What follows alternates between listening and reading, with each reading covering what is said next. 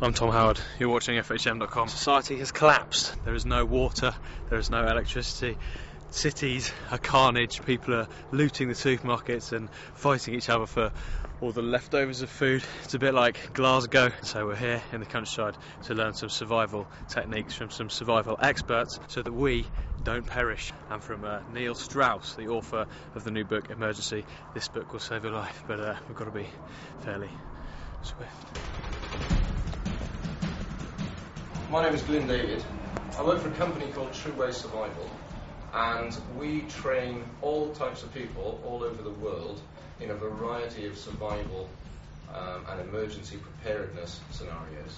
In general, what people do, even in large-scale emergencies, is they sit tight and expect things to be restored to how they were before.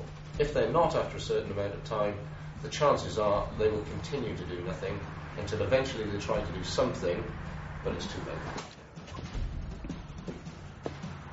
Just had a lesson on survival tips, how to survive a crisis, from a man called Glyn, who's a survival expert, who taught us to do things like fill up your bath, if your water before the water gets cut off, fill up all your pots and pans, get in loads of dry food, get in loads of bottled water, don't talk to any of your friends because they'll want to steal from you, learn how to light a fire and that kind of thing. So we're going to go and put a lot of it into practice.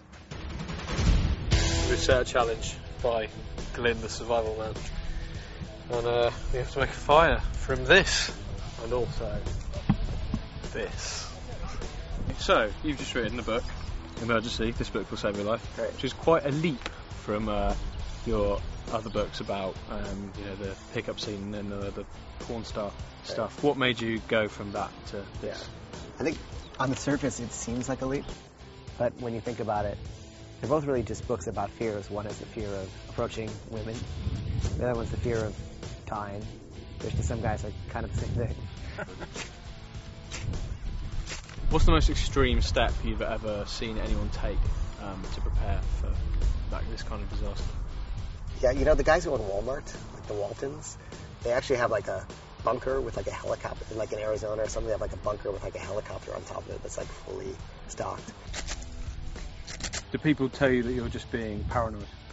Well, I think it's really impossible to feel like you're being paranoid when like you see like bodies on the on American TV, bodies just floating down the water, dead because they weren't prepared, when there are like 75 major disasters in America every year. So like, I think you're only paranoid if you're wrong. Yeah. If you're right, you're a genius. Yeah. We're on.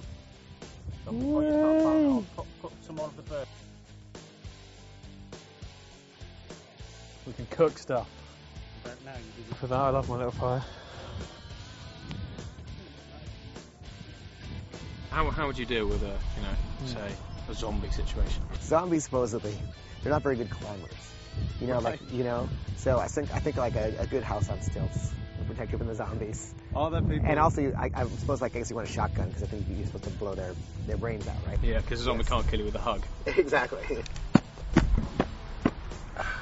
Okay, made and destroyed fire. Now, because we're hot, we've eaten rabbit and elephant and other goods that you find in any English forest. We're going to purify some water. Bit of grass on there. If there isn't sand where you are, you can use earth. What about like the biblical plagues, like a plague of like swarm frogs, of locusts? like frogs. Yeah. There's so friggin' many of them, this land will just devour everything. So, I suppose a wall of fire would be nice. Yeah. Maybe a ring of fire. Yeah. I think everyone could do one of those. Yes, exactly. Exactly. That's why that'd be cool to just walk around with one of those little kind of heaters and like a propane tank as a hat, maybe. So the whole idea is that as the water goes through here, it gets filtered through and purified via the grass, the charcoal, the sand and the other grass, and so you get out some lovely drinkable water. That looks sufficiently disgusting.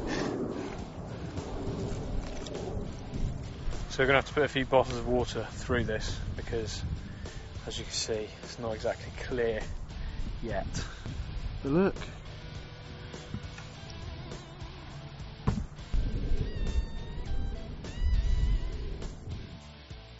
So we've just been informed that society isn't in fact going to end, which is good news, but having spent some time with Neil and talked about his book, which does sort of say that society might end and give us some tips. And despite having done all the fire, lighting and water purifying, I'm feeling pretty paranoid, so I'm just going to keep on running.